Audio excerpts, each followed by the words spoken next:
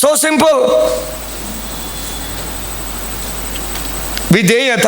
ఇగో పంపించాడా దేవుడు చెప్పినట్టుగా, ఆత్మ ప్రత్యక్షత కలిగినట్టుగా. గాయకురాండ్రిని ముందుకు పంపించేవాడా? పాటలు పాడేవాడిని, స్తుతించేవారిని, ఆరాధించేవారిని పంపించారా? ఎస్, దేవుడు చెప్పినట్టు చేశాడా?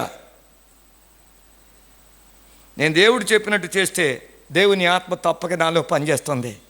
ఎవడైనను ఒకడు దేవుని చిత్తము చేయ నిశ్చయించుకుంటే నా బోధ దేవుని ఎదురు నుంచి వచ్చిందో కాదో అది వాడు తెలుసుకుంటాడా? దేవుడు తెలియజేస్తాడా? నేను విశ్వాసం కలిగి ఉంటే, నేను చెయ్యాలి అని మనసు కలిగి ఉంటే, నేను చెయ్యాలని నా చేతులు రెడీగా ఉంటే పరిశుద్ధాత్మ దేవుడు సహాయం చేస్తాడా? ఆశ్చర్యకరమైన రీతిలో పరిశుద్ధాత్మ దేవుడు అతను ఆకర్షిస్తాడా? మరుసటి దినమందు వాళ్ళు లేచారు. మరుసటి దినమందు లేచి ఆ యుద్ధానికి వెళ్ళారు. యుద్ధానికి వెళ్ళి ఏమైంది తెలుసా? అక్కడ సైనికులు ఉన్నారు.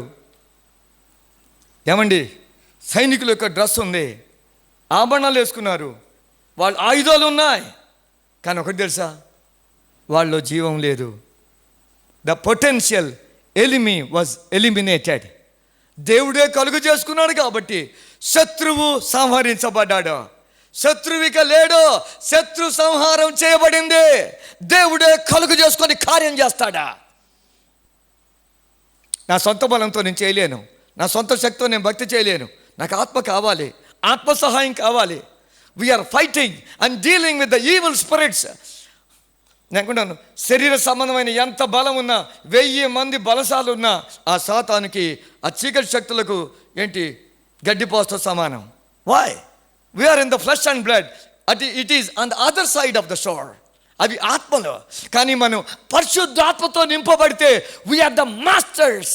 పరిశుద్ధాత్మతో నింపబడితే ఏ దురాత్మలు నీ ఎదుటి నిలబడలేవు, ఏ చీకటి శక్తులు నీ నిలబడలేవు. శత్రువు సంహరించబడ్డాడు. వీళ్ళు వెళ్ళి మళ్ళీ ఏం చేశారా? వాళ్ళ యొక్క వస్తువులన్నీ కూడా దోచుకున్నారు. వాళ్ళకు ఆయుధాలు తీసుకున్నారు, ఆభరణాలు తీసుకున్నారు, నగలు తీసుకున్నారు. కేవలం సాతాను బంధిస్తే సరిపోతుందా? బంధిస్తే సరిపోదు. శత్రువును బంధించి ఆ ఇల్లును కొల్లగొట్టాలి, దోపుడు సొమ్ము పట్టుకోవాలి. బైబిల్ చెబుతా ఉంది, ఒక దయ్యం వెళ్ళిపోయిన తర్వాత తిరిగి అది ఖాళీగా ఉండకూడదు. కొంతకాలం అయి తిరిగి మళ్ళీ ఇంటికి వచ్చి చూస్తాట. అది ఖాళీగా ఉంటే తనకంటే చెడ్డవైన మరి 7 దయ్యాలు తీసుకొచ్చి ఆ ఇంట్లో కాపురం ఉంటుంది. మరేం చేయాలి? దేవుని ఆత్మతో నింపుకో, దేవుని వాక్యంతో నింపుకో, విధేయతతో నింపుకో, ప్రార్థనతో నింపుకో, విశ్వాసంతో నింపుకో. ఒక్క అడుగు నేను దేవుడికి లోపడితే 10 అడుగులు 20 అడుగులు వేసే బలం దేవుడు ఇస్తాడా? శక్తి దేవుడు ఇస్తాడు, సామర్థ్యం దేవుడు ఇస్తాడు, కృప దేవునికి ఇస్తాడు. మనల్ని విడిచిపెట్టే దేవుడు కాదు. వాళ్ళు 3 దినాలు వెళ్ళి ఆ కొల్ల సంపదను దొంగ తెచ్చుకున్నారు. They were enriched by the spoil war. వీళ్ళు యుద్ధం చేసింది దేవుడే, జయం ఇచ్చింది దేవుడే. ఎవరో చెప్పారు, ఆరోగ్యం ఇచ్చే దేవుడు ఫీజు తీసుకుని డాక్టర్ గారట. ఆరోగ్యం ఇచ్చేది మీరు అసలు ఎవరు అనుకుంటా? Very serious. So don't do that side. We have come here sanctuary.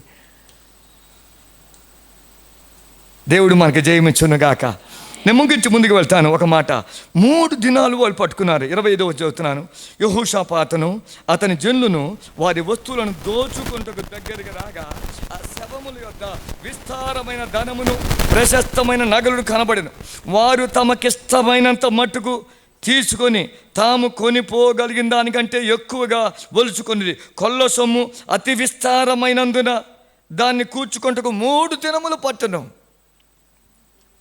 4వ దినమందు వారు బెరాకా లోయలో కూడిరి.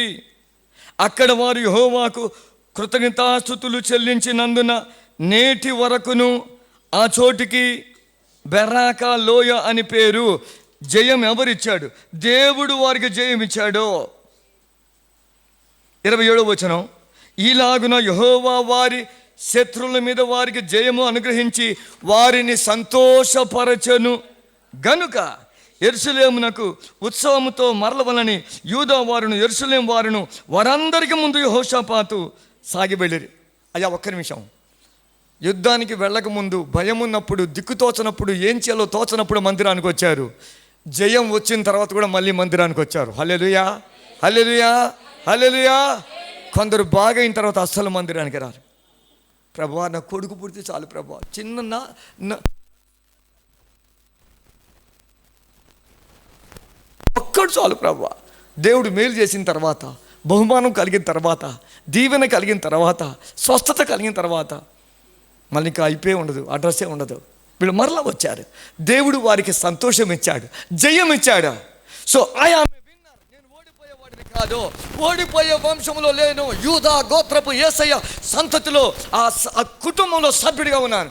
Jesus is a winner and I am also a winner. ఓడిపోయేవాడిని కాదు, ఓడిపోయే రక్తం నాలో లేదు, డిఎన్ఏలో లేదు. నేను అంతకుముందు చెప్పానేమో, స్టూడెంట్ ఒకసారి నా దగ్గరికి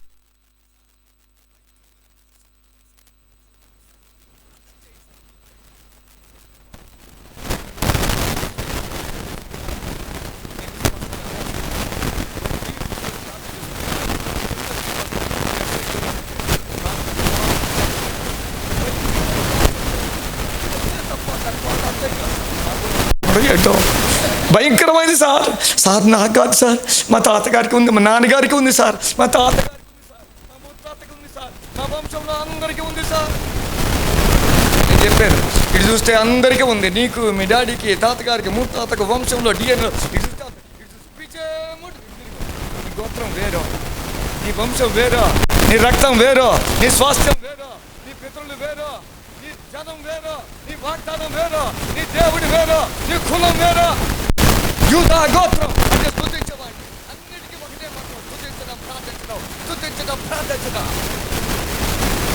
నీ గోత్రం, నీ గోత్రం, నీ గోత్రం, ఈ చచ్చిపోయిన గోత్రం ఏంటి? ఇంకా చచ్చినా ఇంకా చావలేదు. కొంతమంది దాన్ని పట్టుకుని ఎలాడుతూ ఉంటాడు. యేసులో గొప్ప స్వాస్థ్యం, ఆ మహిమ గల స్వాస్థ్యం దేవుడు మనకు అనుగ్రహిస్తే అదులు పెట్టి ఇంకా శరీర సంబంధం వాటిని మనం అలా పట్టుకుని వేలాడుతూ ఉంటాం.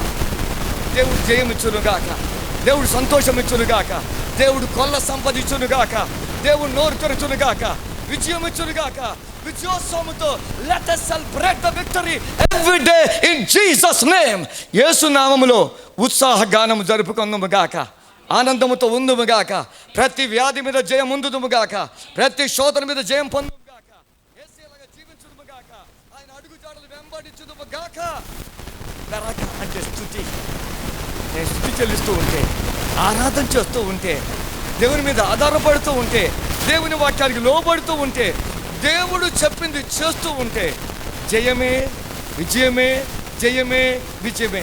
యెహోషాపాతుకు జయమిచ్చిన దేవుడు ఈరోజు మనకు కూడా జయమిస్తాడు.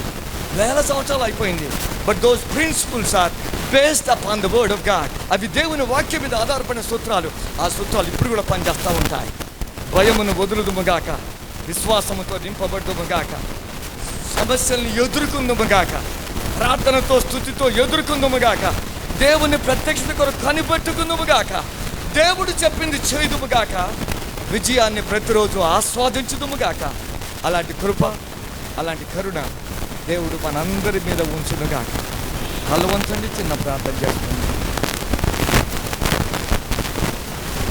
ప్రేమ నమ్మకం గల మా తండ్రి, మీరు మాతో మాట్లాడిన ప్రతి మాటను బట్టి వందనాలు స్తోత్రాలు చేస్తున్నాం. అలనాడు యెహోషాపాతుకు విజయమిచ్చారు ప్రభు. ఆ రాజు కూడా అలాగే భయపడ్డాడు ప్రభు, కానీ భయములోనే కొనసాగించలేదు.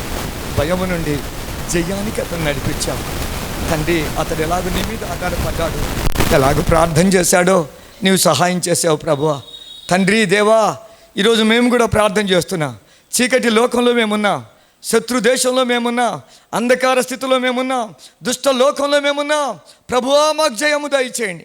అనుదినము మా చేయి పట్టుకోండి ప్రభువా. మా నోటి నిండా స్తుతి ఆరాధన ఉంచండి ప్రభువా. కునుగుదల, నిరాశావాదం ఇవన్నీ తొలగించండి ప్రభువా.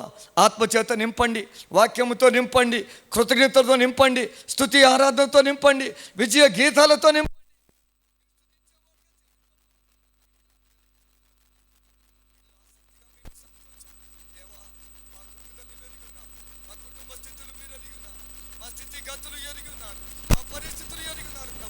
Man looks at out side. మనిషి అయితే బయట చూస్తాడు, హృదయాన్ని, అంతరంగాన్ని, మనోవేదన్ని, కన్నీటిని, దుఃఖాన్ని, వేదన్ని చూస్తే దేవుడు ప్రభువా ప్రతి వారి హృదయంలో కార్యం జరిగించండి. చేయి పట్టుకోండి అయ్యా, నడిపించండి అయ్యా, జారిపోకుండా, తొలగిపోకుండా, తొట్టిల్లకుండా, కూలిపోకుండా, కృంగిపోకుండా మీ దివ్యమైన సహాయం ప్రతి బిడ్డకు దయచేయమని ప్రార్థన చేస్తున్నా. ప్రతి బిడ్డను మీ చేతికి అప్పగిస్తున్నా. సమస్త ఘనత, మహిమ, ప్రభావం మీకే చెల్లిస్తూ యేసు నామములో ప్రార్థించి అడిగి వేడుకొనుచున్నాము తండ్రి. ఆమేన్. ఆమేన్.